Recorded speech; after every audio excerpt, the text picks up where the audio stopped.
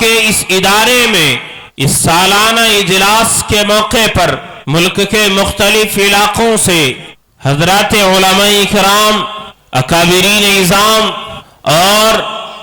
بزرگان دین تشریف لا رہے ہیں۔ یہ بات پوری بستی کے لیے قابل مبارکباد ہے۔ ہمیں ان حضرات کی زیارت اور ان کی نصیحتوں سے فیضیاب ہونے کے لیے میلوں میل سفر طے کرنا پڑتا ہے، اور ہم متمنی ہوتے ہیں کہ کسی طریقے سے، کسی بہانے سے، کسی موقع سے ہمیں ان حضرات کی زیارت نصیب ہو، اور نہ صرف ہمیں ان کی زیارت نصیب ہو بلکہ ان کی نصیحتوں سے فیض حاصل کرنے کا ہمیں موقع مل جائے، ان کی دعائیں ہمیں میسر آ جائیں، ان کی جوتیاں سیدھی کرنے کا ہمیں موقع مل جائے، ان کی خدمت میں کچھ وقت گزارنے کا ہمیں موقع مل جائے۔ ہم اس موقع کی تلاش میں رہتے ہیں، ہم اس موقع کی تلاش میں رہتے ہیں، لیکن آج باری تعالیٰ کا فضل یہ ہوا، باری تعالیٰ کا احسان یہ ہوا کہ یہ حضرات خود چل کر آج ہمارے دیار میں، ہماری اس بستی میں، ہمارے اس ادارے میں تشریف لا رہے ہیں، اور آ رہے ہیں تو آپ کی دعوت پر آ رہے ہیں۔ ان حضرات کی آمد آپ کی دعوت پر ہو رہی ہے۔ آپ نے انتظامیہ کو ان کو دعوت دینے کے لیے مجبور کیا، آپ نے انتظامیہ کو، مدرسے کے ذمہ داران کو، آپ نے ان حضرات کو مدعو کرنے کے لیے کہا، درخواست کی، حکم کیا، تو ان حضرات نے بڑی مشقتوں کے بعد، بڑی جد و جہد کے بعد، بڑی خوشامدوں کے بعد، بڑی منتوں کے بعد ان حضرات کا وقت لیا، اور ان کا وقت لینے کے بعد آپ حضرات کے لیے یہ محفل سجائی، یہ اجلاس سجایا، یہ پنڈال سجایا، اور مہینوں پہلے سے تیاریاں شروع کی، مہینوں پہلے سے آپ کو اطلاع دینا شروع کیا، مہینوں پہلے سے آپ کو اس اجلاس کے بارے میں بتلانا شروع کیا، مہینوں پہلے سے اشتہارات کے ذریعے سے اس پروگرام کی، اس اجلاس کی اطلاعات آپ تک پہنچائی، اعلانات کے ذریعے سے، اشتہارات کے ذریعے سے، اور مختلف طریقوں سے، سوشل میڈیا کے ذریعے سے آپ تک اس اجلاس کی اطلاع پہنچائی گئی۔ آج بھی جمعے کی نمازوں میں اعلان کیا گیا، مختلف مساجد میں اعلانات ہوئے، صرف اس لیے کہ حضرات اکابرین کی آمد ہو رہی ہے، قال اللہ اور قال الرسول کی صدائیں بلند کرنے والوں کی آمد ہو رہی ہے، مذہب اسلام کی حقانیت اور مذہب اسلام کی ترجمانی کے فرائض انجام دینے والی شخصیات ہمارے درمیان تشریف لا رہی ہے، مذہب اسلام کے پیغام کو امت تک پہنچانے والے علماء کرام کی آمد ہو رہی ہے۔ لہذا آپ حضرات سے درخواست ہے، یہ گزارش ہے کہ اب آپ کے پاس اتنا وقت نہیں ہے کہ آپ اپنی خوشگپیوں میں مصروف رہیں، آپ سڑکوں اور چوراہوں پر کھڑے ہو کر انتظار کریں، آپ اپنی بیٹھکوں پر بیٹھ کر سگریٹ نوشی کرتے رہیں۔ اب آپ کے پاس اتنا وقت نہیں ہے، اس لیے کہ یہ حضرات جن کا ایک ایک لمحہ بڑا قیمتی ہے، ایک ایک منٹ بڑی قیمتی ہے، جن کے ہر لمحے، جن کا وقت اللہ اور اس کے رسول کے دین کی اشاعت میں گزرتا ہے، ان حضرات کی آمد آپ کے درمیان ہو چکی ہے۔ یہ حضرات اپنا قیمتی وقت لے کر آپ کے درمیان تشریف لا چکے ہیں۔ اب آپ کے پاس اتنا سوچ وچار کرنے کا موقع نہیں ہے کہ ابھی آپ حضرات اپنی خوشگپیوں میں مصروف رہیں، ابھی آپ سڑکوں اور چوراہوں کی زینت بنے رہیں، ابھی آپ گلیوں اور چوباروں میں کھڑے رہیں۔ لہذا آپ سے درخواست ہے کہ آپ چھوڑ دیجئے اپنی بیٹھکوں کو، چھوڑ دیجئے اپنے گلی کوچوں کو، چھوڑ دیجئے سڑکوں اور چوراہوں کو، چھوڑ دیجئے اپنے گھروں کو، اور فوراً مدرسے کے اندر تشریف لے آئیں، اس لیے کہ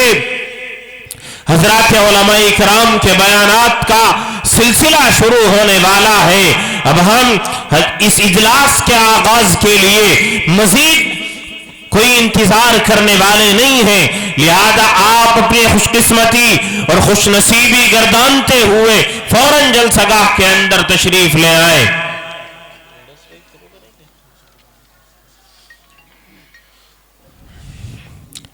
یہ مجلس، یہ اجلاس، یہ پروگرام روز روز منعقد نہیں ہوتے. یہ اہل مدرسہ، یہ منتظمین مدرسہ آپ کو روزانہ دعوت نہیں دیتے، ہر ہفتے یا ہر مہینے آپ کو دعوت نہیں دیتے، بلکہ سال میں ایک مرتبہ یہ موقع آتا ہے. سال میں ایک مرتبہ آپ کو آواز دی جاتی ہے، آپ کو قرآن کا پیغام سنانے کے لیے آواز دی جاتی ہے، آپ کو اللہ کے رسول کی احادیث پہنچانے کے لیے دعوت دی جاتی ہے، آپ کو اللہ کے رسول کا دین سمجھانے کے لیے دعوت دی جاتی ہے. لہذا آپ کی ذمہ داری یہ ہے کہ آج کے دن کو آپ اس پروگرام کے لیے، اس اجلاس کے لیے فارغ کریں اور فوراً جلسہ گاہ کے اندر تشریف لے آئیں. یہ مجلس ان مجلسوں کا حصہ ہے جن کے بارے میں اللہ کے پیارے رسول جناب رسول اللہ صلی اللہ علیہ وسلم ارشاد فرماتے ہیں کہ فرشتوں کی ایک مقدس جماعت ایسی ہے جو زمین کے اوپر گشت کرتی ہے. صحابہ کرام سے ارشاد فرماتے ہیں، اے میرے صحابہ کی جماعت، فرشتوں کی ایک مقدس جماعت ایسی ہے جو زمین کے اوپر گشت کرتی ہے اور اپنا رزق تلاش کرتی ہے. کیا تلاش کرتی ہے؟ کیا تلاش کرتی ہے؟ اپنا رزق. صحابہ کرام نے عرض کیا، یا رسول اللہ، ہمارے ماں باپ آپ پر قربان ہو. فرشتے تو اللہ کی معصوم مخلوق ہیں، وہ تو کھانے اور پینے سے بالکل پاک ہیں، انہیں تو نہ کھانے کی ضرورت ہے نہ پینے کی ضرورت ہے، وہ تو ان سب چیزوں سے، انسانی اعمال و افعال سے بالکل پاک ہیں، پھر انہیں کون سے رزق کی تلاش رہتی ہے؟ چنانچہ نبی دو عالم سرور کونین جناب محمد الرسول اللہ صلی اللہ علیہ وسلم ارشاد فرماتے ہیں، فرشتوں کی اس جماعت کا رزق اللہ اور اس کے رسول کا ذکر ہے. کیا فرمایا؟ کیا رزق ہے ان کا؟ اللہ اور اس کے رسول کا ذکر ہے. چنانچہ جہاں اللہ کے ذکر کی مجلسیں لگتی ہیں، جہاں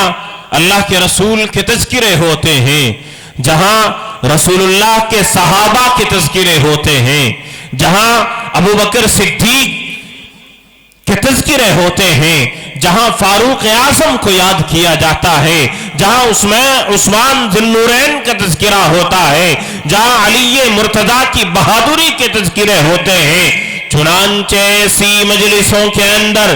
ایسی محفلوں کے اندر وہ فرشتے جوق در جوق شرکت کرتے ہیں،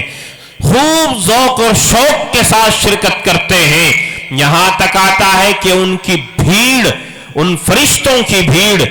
آسمان کو چھونے لگتی ہے، اس لیے کہ ہر آنے والا فرشتہ اپنے سے پیچھے آنے والے فرشتے کو آواز لگا کر کہتا ہے، ہلموا الی صدیقکم، کیا آ جاؤ، یہاں تمہارا رزق تقسیم ہو رہا ہے، یہاں تمہارے مطلب کی بات ہو رہی ہے، یہاں تمہاری منشا پوری ہو رہی ہے. چنانچہ وہ فرشتے جو اس مجلس کو چاروں طرف سے گھیر لیتے ہیں، مجلس کے اختتام پر باری تعالیٰ کے حضور حاضری لگواتے ہیں، تو اللہ رب العزت جو تمام باتوں کا جاننے والا ہے،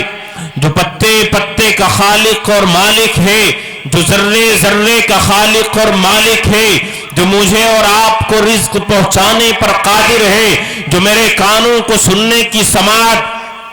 سننے کی قوت دینے پر قادر ہے، جو میری آنکھوں میں بینائی دینے پر قادر ہے، میری زبان میں بولنے کی قوت دینے پر قادر ہے، وہ رب ذوالجلال تمام باتوں کے جاننے کے باوجود ارشاد فرماتے ہیں، اے فرشتوں کی جماعت، رات کے اس پہر میں، اس آخری حصے میں تم کہاں سے آ رہے ہو؟ کہاں سے آ رہے ہو؟ فرشتے عرض کرتے ہیں باری تعالیٰ آپ تو جانتے ہیں، آپ کو تو ہر بات کا علم ہے، ہم آپ کے اور آپ کے محبوب کے ذکر کی مجلس سے اٹھ کر آ رہے ہیں۔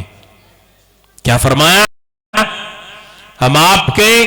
اور آپ کے محبوب جناب رسول اللہ صلی اللہ علیہ وسلم کی ذکر کی مجلس سے اٹھ کر آ رہے ہیں۔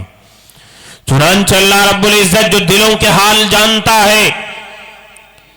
پھر ارشاد فرماتے ہیں فرشتوں سے، دریافت فرماتے ہیں اے فرشتوں، وہ لوگ جو اس مجلس کے اندر بیٹھے ہوئے تھے، وہ لوگ جو اس اجلاس کے اندر میرا پور کے اس جلسے کے اندر بیٹھے ہوئے تھے، ان لوگوں کی تمنائیں کیا تھی، ان لوگوں کے وہاں بیٹھنے کا مقصد کیا تھا، ان لوگوں کے وہاں بیٹھنے کی منشا کیا تھی، کیا امید لے کر وہ وہاں بیٹھے تھے، کس غرض و غایت سے وہ وہاں بیٹھے تھے، کیا تمنائیں ان کے دلوں کے اندر تھی؟